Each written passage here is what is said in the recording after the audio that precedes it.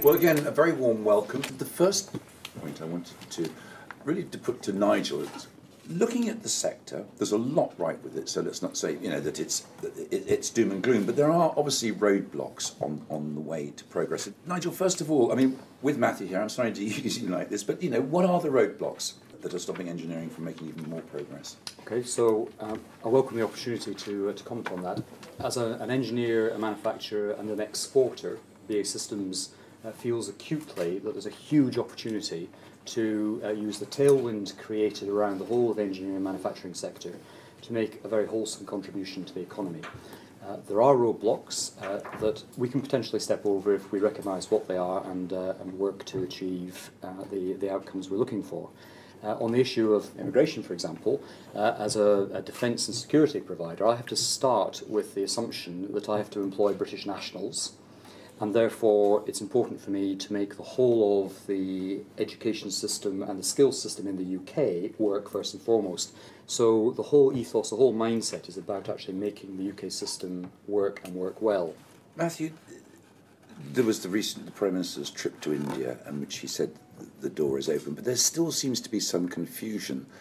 It's not your department, but what sort of voice can you bring to bear at the table to say we really need to move forward on this issue? The most important thing that we can do is make sure that the system is responsive to the needs of employers. And my sense is that for a long time the skills system was driven by the funding that the government supplied and the strings that were attached to it. That the courses that were taken were the ones that the funding system said ought to be taken and ought to be put on, and it was run for the benefit of the providers of skills rather than for businesses. And so my drive is to make the system more responsive to the needs of employers and individuals, employers in the private sector, in the public sector, large and small, and also more rigorous. So all of that is with a goal of making sure that people in the UK have got the skills to compete. So when on the India trip, it's terrific if we have the very brightest people from across the world come and study in the UK, and there is no limit for those who want to come and study here on good, genuine courses, who have the capacity to take those courses. But really that's important for HE, but my job is making sure that everybody in Britain has got the skills to compete. The Employers Federation, I mean, you'd presumably agree with all that, but what I was meaning when I was saying the responsibility is that there's immigration rules. Obviously, if people have the right skills, they're welcome. But do you feel that students have got the message overseas? I mean, India was one example, but you still hear, don't you, that people saying, well, can I come, can I afford it, will it still be there? I think we shoot ourselves in the foot in the UK. We have some very fine HE institutions. Many of our members partner with them and invest huge amounts of time and money. But then at the end of that qualification process, once we produce some very fine engineers in the UK, our systems for allowing them to work in the UK, if they're non-EEA residents, are very poor. So we used to have a route under Tier 1, it was called Tier 1 Post-Study Work Route, that allowed individuals a period of time in the UK, a longer period of time, to find a job in the engineering sector before actually they had to be removed from the country, and we've closed that. So one thing EEF's lobbied for is actually reopening that route, so some of that best and brightest talent that actually we cultivate, we can make use of in the UK. Well, I'm absolutely hugely enthusiastic about employer ownership of skills.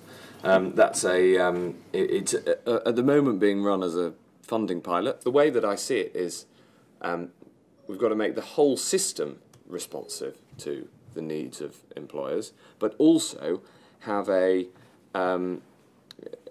ensure that we can plug specific gaps that the system doesn't fit.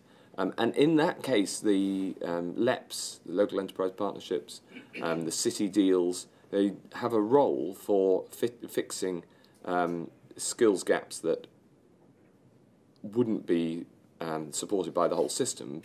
But it's also important that we have a system that's responsive not only to local communities, however represented, but also to employers and to individuals. Justin, I noticed you were part of this scheme. Do you agree? Do you have anything to add to that? So what are the drivers for organisations like Siemens to invest in the UK? And of course, it's probably innovation on the one hand, and if there's innovation, then you can invest in that. But if not, then having the skilled workforce that you need to develop that innovation and produce your equipment is of course very important. But the employer ownership of skills for us isn't just about our own skills, and I think to your point at the beginning, it is all about our supply chain. And actually, as Siemens, we don't have a skills issue per se. There are some niche areas, yes, of course, but we're lucky enough to be able to attract people into our organisation.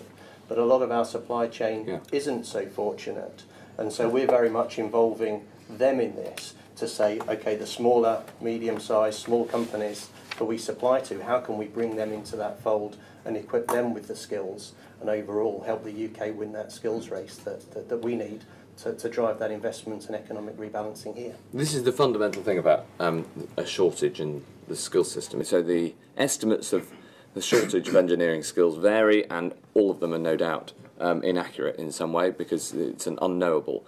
But what we do know is that there is all of the estimates point to there being a shortage of some kind or other. So things like the Queen Elizabeth Prize that Angie is running, and also big moves to get more women into engineering. If we're failing to tap almost half of the workforce, then I see that not as a big problem, but as a big opportunity and the low-hanging fruit of where we're going to get our future engineers from.